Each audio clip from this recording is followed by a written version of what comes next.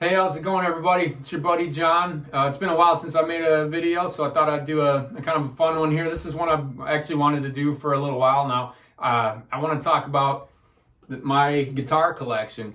I currently have 5 guitars, and one of which is an acoustic, and the rest are electric. So I thought I'd go through my guitar collection, show you the ones I have. I'm the kind of guy who, whenever I find a guitar I like, I stick with it for a super long time. I'm not one of these guys that buys one every couple of weeks and sells another one on Reverb or whatever, and then gets another one. I'm not one of those guys that kind of trades up all the time. I'm pretty loyal to the guitars that I get that I like a lot, and I'll stick with them for years. And you'll see one of them I've had for a very long time. So yeah, that said. I'll try to keep it short and just kind of show you the guitar and maybe some of the mods that I've done to it, and just talk about that and what I like and what I don't like about it. So hopefully you'll stick around to the end and maybe comment and tell me which one you liked best, and if you got one similar, that sort of thing. Tell me a little bit about your guitar collection. I love to hear it. I love talking about guitars. Obviously, this is why I did this channel. So all right. Let's get started. All right, so I'm going to present the guitars in this way. I'll show you the acoustic first, and then I'm going to go through my electric guitar collection in the order that I acquired them. All right, so without any more delay, this is my acoustic guitar. It is the only acoustic that I have currently. I used to have an Ovation many years ago, and I acquired this one probably 8 years ago. Anyway, this is a Takamine. I know I'm totally butchering the way they pronounce that name, Takamine. I'm honestly not sure how it's pronounced, but you can see it's a Takamine. And this is model number GD30CE. And what really drew me to this guitar was this pinless bridge system. There's no pins to fiddle with. I absolutely despise fiddling with pins on acoustic guitars, doing string changes with those. I just can't stand them. So that I looked for a guitar that was a dreadnought body shape, had the cutout. I wanted one with an onboard tuner, just for tuning purposes on the fly. And also one that I can plug in to an amplifier. So plug it in right there. Also, I wanted it to have a satin neck, especially on acoustic guitars. I don't really like the glossy neck. I like something that has just a natural, smooth, nice finish, and this one is just amazing. This one I'm super glad that I purchased. It wasn't a very expensive guitar. I believe it was. Gosh, it was definitely under $500. It was about $450 or something like that at the time.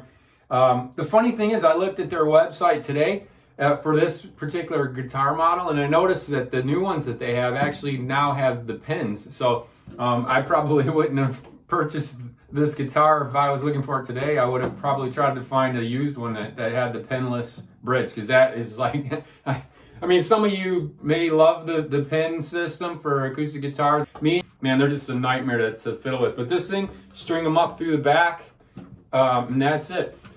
It also features the split bridge. I mean, you can see that for a lot better intonation. I really like that. Really enjoy that. This guitar sounds awesome. Plays awesome. I really enjoy it.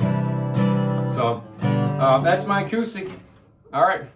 This is pretty much stock too. I've not done anything to it. Totally stock.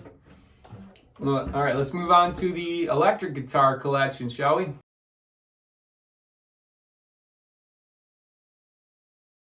All right, next up is my Gretsch 6119 Tennessee Rose. This one is my pride and joy as far as my guitar collection goes. Definitely my favorite guitar in my collection.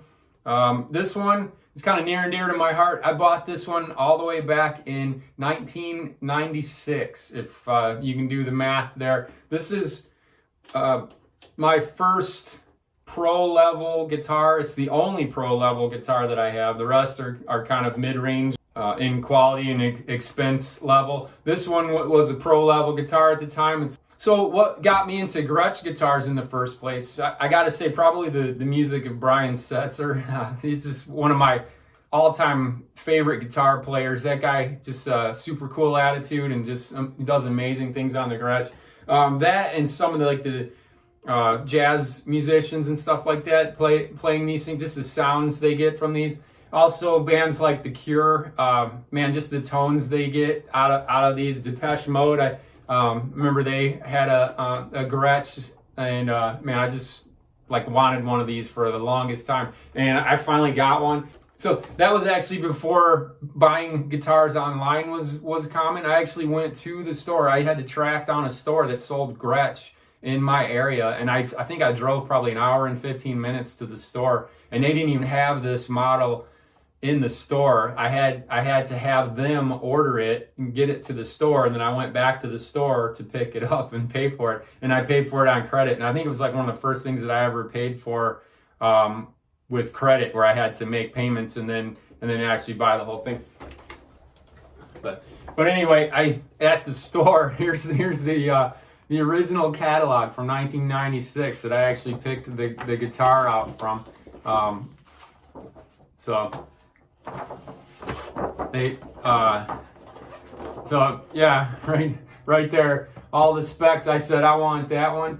I just fell in love with the red and the silver hardware on it. I'm not a huge fan of again, this is a matter of taste, so don't hate me too much, but I'm not a huge fan of gold accents on a guitar. I love the silver, and this one just the reds and the silver. So you gotta admit, that's just a beautiful guitar. It as soon as I saw this thing in the case, I was like, yeah, that's the one I want.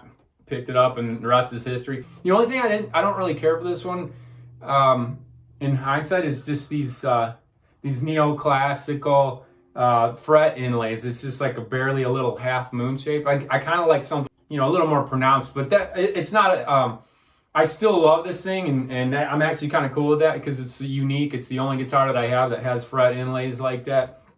And this thing is totally stock from the day I bought it. It still has the exact same pickups in there. The Filtertrons, the traditional Filtertrons. I believe these are ceramic magnets. That's what they were using at the time, though. But yeah, in '96, it has the rolling bridge. It's a floating bridge as well. It's not pinned down. The classic Bigsby on there, which I love. Man, I've got a lot of mileage out of this thing. Even just seeing it now, it makes me want to start playing it again. Like I said, it's my probably my favorite guitar in the whole collection, and it's my only pro level model. Not to repeat myself, but all right, let's move on to the next one.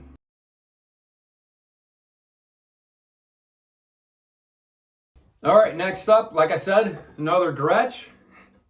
For a short while there, Gretsch was that was the guitar to me. I actually had plans on picking up a solid body electric Gretsch as well, but you'll see I went with something else in a minute here, and I'll tell you why. But anyway, this one is model number G5420T, and it is in Aspen Green, and it's an Electromatic. Like I said, it's not a pro level, it's sort of a mid-range, and that said, it came with some weaker pickups. They call them like blacktop Filtertrons or something like that, but to me they just sounded really weak and thin and a little bit too twangy for my taste. And so this one I did replace the pickups. I put in some classic Gretsch Filtertron pickups, and these are the Alnico magnet pickups. It's sort of the poor man's TV Jones. I don't know if you know anything about Gretsch pickups. TV Jones is sort of like a lot of guys, they'll buy a Gretsch and that's what they put in there, and those are fantastic, but there's a little bit out of my budget range at the time. And these Gretsch Filtertrons totally satisfy my need for a little more punch. The tone is awesome. Of all the pickups and things that I have, these Filtertron humbucker pickups, man, they're just awesome. I just love them. This Bigsby is what they would call a licensed Bigsby trim system on here. It's it's not like the other one that I just showed you, the official. That said, it functions exactly like the other one. I'm super happy with it. This one has just been great, you know, playability right out of the gate. Haven't had to do anything else other than just change out those pickups. Other than that, it's completely stock.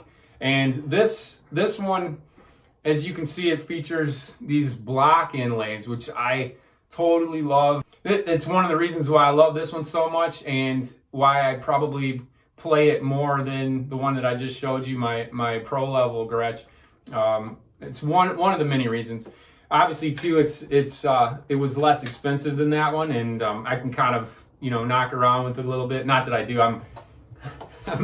I'm super careful with my guitars, other than just playing them hard. I like to clean them up afterwards and that sort of thing, and try to keep them as nice looking as I can. Not to get off topic, but I'm not one of those guys that likes the relic look, unless it's an actual vintage guitar that has acquired that road wear naturally. I'm not a big proponent of artificially relicing a guitar. That's not my taste. That said, I have nothing against the guys that do. That's if it's, you know, your guitar, you customize it however you want, and I totally support that. I'm not dissing people that relic their guitars. That's just not my style. I like to keep them as nice looking as I can, but I do play them hard. I just take good care of them. I keep them in the case. I clean them up afterwards. I do, you know, the setups regularly and that sort of thing to try to keep them as nice looking as I can. So this one, again, it has the, just like the other one, it has the bindings. This one does have the, you know, glossy neck, just like the other Gretsch, which you know, I'm cool with. Man, what else could I say about it? Just a phenomenal guitar. This one probably gets the most play out of all the guitars that I have. I kind of keep coming back to this one. If I'm just sitting around playing it without it being plugged in, I don't want to disturb my family if they're doing other things or the kids are sleeping or something like that. It just has a nice acoustic resonance that, you know, you don't get with a solid body guitar. And this was one of the last guitars that I got for a while that had an actual rosewood fretboard. As you guys know, you know, all the issues with the rosewood stuff, that guitar manufacturers started going a different direction and started using different hardwoods for the fretboards. But this one actually has a real rosewood fretboard. So, all right, let's move on to the next one.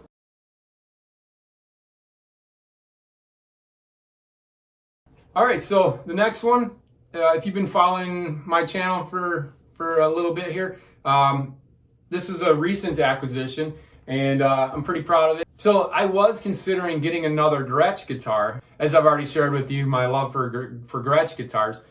The reason I didn't is because I wanted something that was a little different than what I had. If I got another Gretsch, it would probably have the humbucker, you know, Filtertron pickups and have a very similar sound.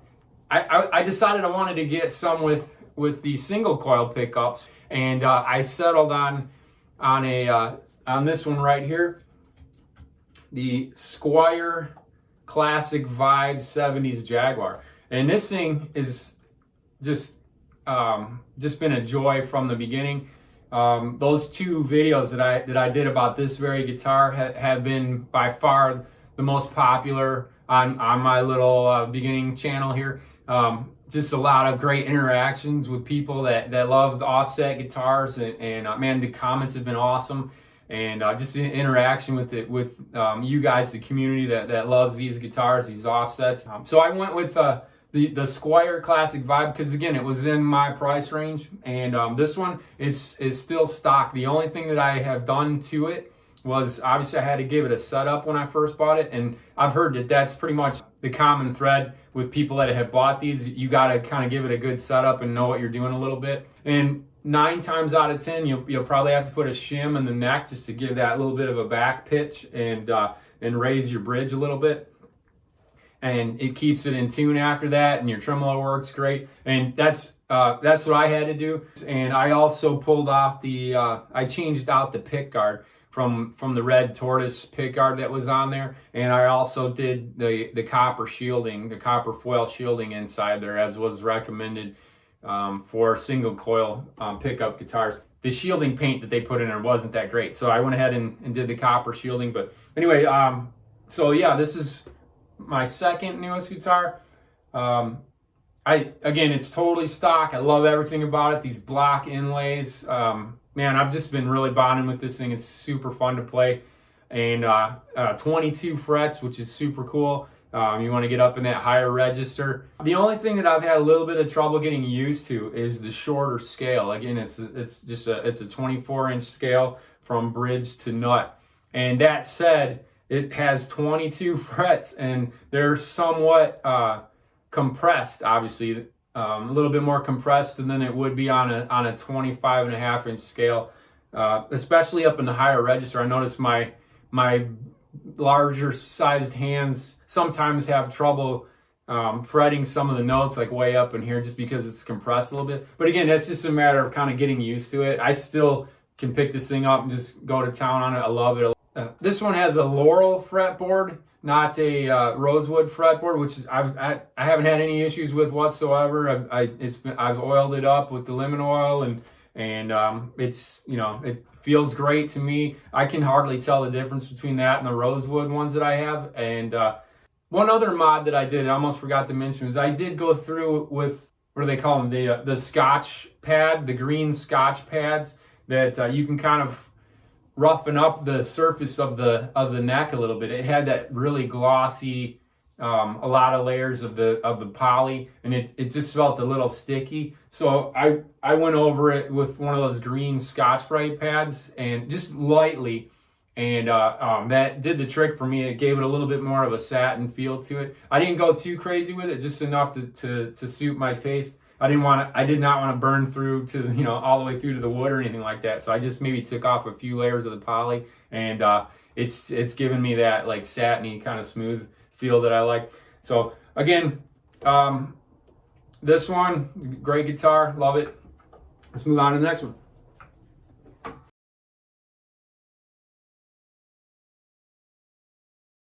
All right, so for the next one, after purchasing that Squier 70s classic vibe Jaguar, I definitely fell in love with the whole Fender offset guitar thing. That I just love the body shape, the way they look, and man, I found myself in Guitar Center eyeballing some Jazzmasters as well, and playing them, just fall in love with those things, and all of a sudden I find myself like, man, I really want a Jazzmaster too. But I had a hard time justifying just running out and buying another guitar that's pretty similar to the Jaguar. The way I justified that in my own head, and the way I presented it to my family, obviously, I have a wife and 3 kids, so I have obviously some obligations in that regard. So I can't just go out and buy a bunch of new guitars. I sort of said that in the beginning of the video too, that I'm pretty loyal to the ones that I get. So the way I justified it in my head was I was going to build my own. So I was going to maybe not from scratch, but I was going to do a parts built one.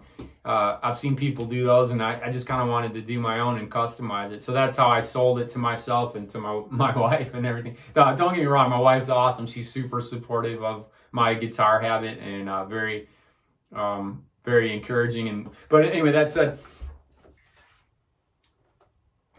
this is my parts built Jazzmaster, and I did a video on this, 2 of them actually, pretty extensively, going through all the parts and things that I did with this one. Man, obviously I love everything about this one. I couldn't be happier with how it turned out. I feel so fortunate. I've seen some other people that have tried a guitar build, first time, and they didn't come out so great, and maybe not be as playable. And I was fully expecting it. I would probably end up with one that just looked cool, and I'd probably be sitting against my wall or something like that and just look really cool, but not be very playable. But man, I gave it my best shot. I researched the heck out of it. I worked my butt off on it, and man, I'm happy to say this thing is so awesome. It's so playable, just so much fun to play. It just feels right.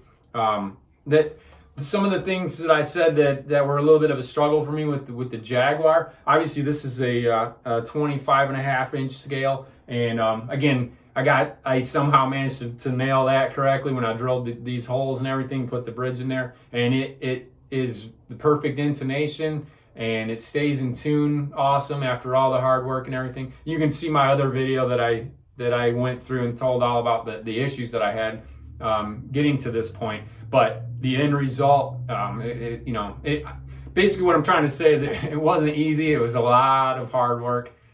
Took over a month to build all the way through, and that's even after getting all the parts and things, and to paint it just the way I wanted it. The only thing I might change about it, that if I could have gone back and done it over again, I kind of wish that I had got a neck that had 22 frets in it. This one only goes up to 21, and there's been a couple of guitar solos that I've tried to learn, and we kind of require some bends up in the higher register, and it just doesn't have that extra fret. That's probably my only beef with this thing, and that, and I probably would have taken my time painting it a little bit better. If you look at it up close and personal, you can tell it's a little bit of an amateur paint job, but other than that, I could not be more happy with this guitar. Again, if you want to see all the specs and things that went into this guitar, I have 2 videos on my channel. One, it just kind of reveals everything, and I go through every piece and part that I sourced to put into this to make it.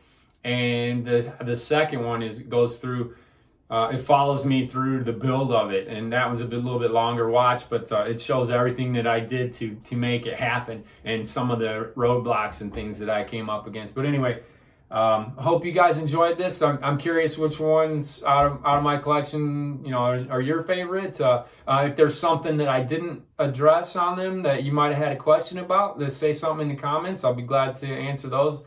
If you have a similar one and you've done something else with it, I'm interested to hear about that too. Tell me about your guitar collection too. So, all right, that's it for this one. Hope you enjoyed that, and if you sat through it this long, I really appreciate it as always. Like every other guitar YouTuber says, please give the video a like and subscribe to the channel. I plan on posting some more stuff coming up here. I got some plans for some other things, and also I got a couple of some cover videos that I was going to post, some new songs that I've been learning and that sort of thing. So got a lot of things kind of brewing. So by all means, hit the subscribe button, and we'll see you in the next one. All right, thanks a lot, and take care of yourselves out there.